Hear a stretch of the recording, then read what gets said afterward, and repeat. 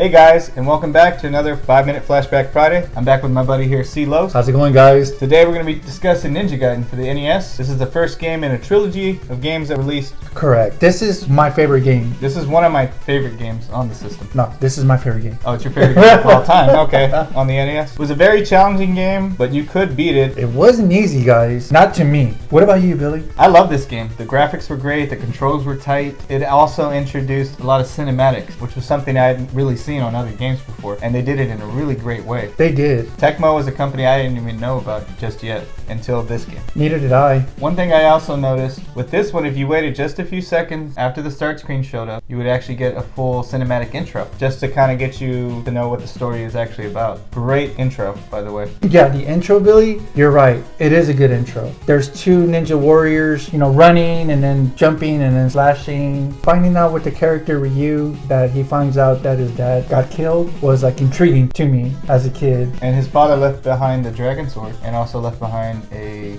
statue. There's actually two statues that is going to be important for this game. There's one statue that's called the light statue. The other one's called the demon statue. What I liked about the game, though, it was really a lot of story there. I mean, you had the cinematics, which really brought you in, and just the way they like hooked you into the story, where you kind of cared about the characters all the way through the game. So when you beat a boss on level 3, he goes back to revisit Walter Smith, and guess what? He's lying on the floor with the wound on his chest. And I'm like, whoa, what's going on here? I was in shock. He made a comment. I couldn't believe that crossover. Do you know what I'm talking about? He brings up Shinobi. And Shinobi, for us, we remember was a Sega game.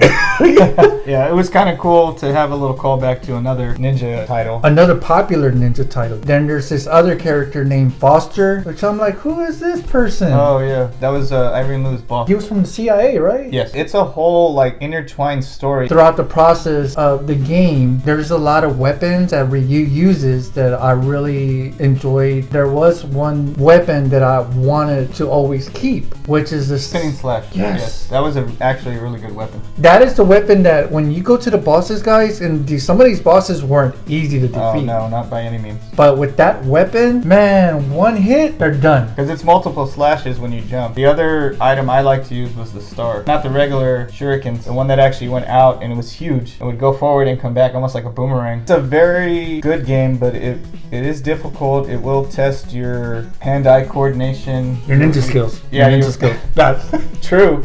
Your remembrance of where the characters will pop up as you're going through. I lost a lot of lives, guys, when I first started with this game. But the great thing, it was unlimited continues. So the first boss was your father under hypnosis, and the second one was actually the boss. But then there was a third transformation, which I think was from the statues. Do you remember the antagonist? To me, I felt like his name was Jacuel. I don't know if I'm pronouncing it right. You're transitioning from learning that your father had got killed, and then you speak with this gentleman named Walter Smith, and then you meet this character named Foster, and then all of a sudden you meet this evil person named the Jacuel, which I didn't know. But if you died at the boss, you'd go back to the first act and then have to work your way all the way back to the final boss. And if you died again, guess what? You're going right back to the beginning. So it was a very difficult game. So alright guys, so I have this copy that I'm going to open for you.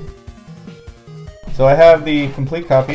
This one actually has the poster. The original poster. I do recall that poster. Wow.